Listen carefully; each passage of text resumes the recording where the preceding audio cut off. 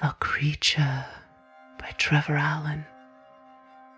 Chapter 3.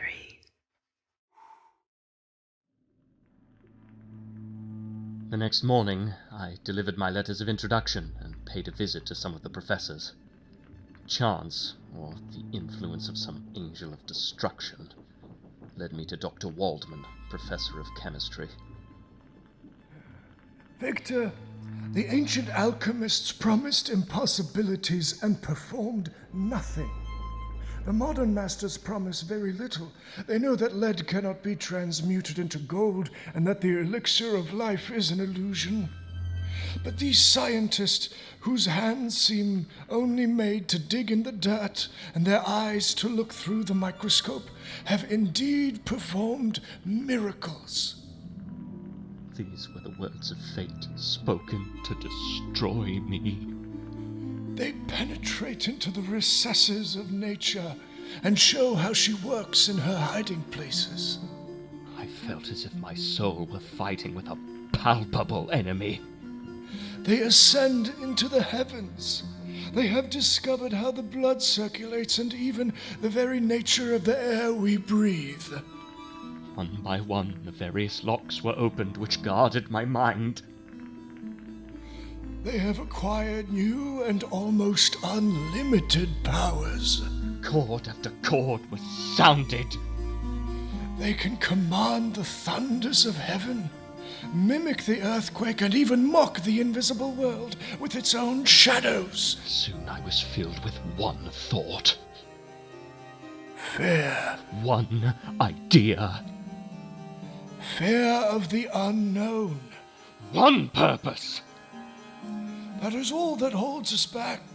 So much has been done, but I will achieve far more. What new discoveries await us? Walking in the footsteps already marked. If we only have the will to search. I will pioneer a new way, explore unknown powers, and unfold to the world the deepest mysteries of creation. Who knows? Perhaps the answers to life itself. The madness had won.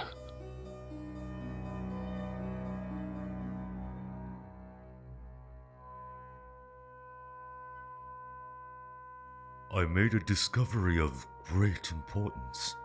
I found that these creatures possessed a method of communicating their experiences and feelings to each other by articulate sounds. I saw that the words they spoke sometimes produced laughter or sadness. This was a godlike art. I wanted to learn how to speak and become more like them. At first, my labor was fluctuating and uncertain. In the beginning, I failed at every attempt I made. But I gained strength as I proceeded, and soon I became so caught up in my work that the stars often disappeared in the light of the morning while I was working in my laboratory. Their pronunciation was quick, and the words they uttered had no apparent connection with any visible objects. My progress was rapid. At the end of 2 years, I made some discoveries which procured me great esteem and admiration at the university. At first, I was unable to discover any way to unravel the mystery of their language. I had become as well acquainted with the theories and practices of the day as any of the professors. By great concentration of will, after having spent several cycles of the moon in my hovel, I discovered the names that were given to some of the most familiar objects. My residence there being no longer conducive to my improvement, I thought of returning to my native town. I learned the words My home, wood, family, bread, Elizabeth, and fire. When an incident happened that prolonged my stay and sealed my fate. My life would never be the same again. One of the phenomena which attracted my attention was the organization and structure of the human animal, and indeed any creature endowed with life. I also learned the names of the cottagers themselves. I often asked myself, what was the principle of the creation of life? The young man and woman each had several names.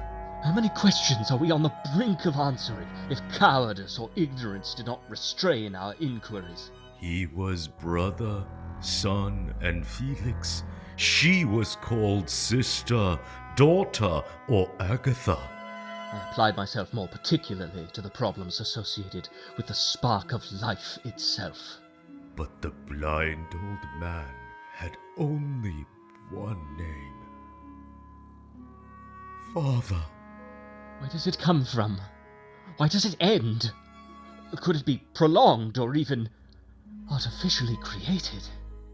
It was a long time before I understood what that word meant. I was driven by an almost inhuman enthusiasm. My experiments were called grotesque by my fellow students. So I began to work alone, at night, in secret. Each new discovery drove me on. In order to examine the cause of life, I first studied the causes of death. I can't describe how I felt. I quickly mastered the science of anatomy, and even though the university provided me with lab animals and cadavers, these were not sufficient for my needs. When I learned the idea behind each new sound and was able to pronounce them, I wept like a little child. I had to observe the natural decay of the human body, and so I was led to examine graves, and forced to spend days and nights in charnel houses. I learned so many words. I watched the corruption of death, I heard many more like how the fine form of man good, was degraded and wasted. evil, I saw how the worm inherited the wonders of the eye and brain. but I didn't understand their meanings. Yet, I became determined to never end up like that. my life in the hovel became routine. I slept while my friends were out working in the fields. I watched and listened as the old man told stories or played his flute. I learned all I could. It was late at night. I was standing over a corpse, dissecting, examining, and analyzing all the minute details of the change from life to death. At night, when they slept, I would collect my own food and do the chores that I had seen the sun do, like clearing their path of snow or bringing water from the well. In the midst of this darkness, a sudden light struck me. A light so brilliant and wondrous, and yet so simple that I became dizzy at the thought of it. Afterwards, I found that these labors being performed by an invisible hand amazed them. I had discovered the secret of creation. Once, I heard them speak the words, "Guardian Angel." I'm surprised that among so many men of genius, I alone should be reserved to discover such an astonishing secret. I didn't know they were talking about me. After months of incredible labor and fatigue, I became capable of bestowing animation upon lifeless matter. Remember, Captain, I'm not relating the visions of a madman. The stages of my discovery were very distinct and were all set down in my journal. I see. And where is this journal? I lost it. The creature that destroyed my life took it, and it is lost.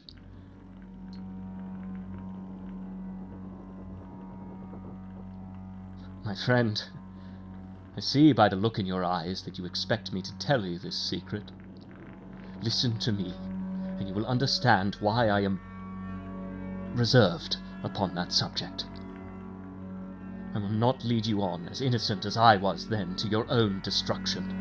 Learn by my example how dangerous the acquirement of knowledge at any price can be.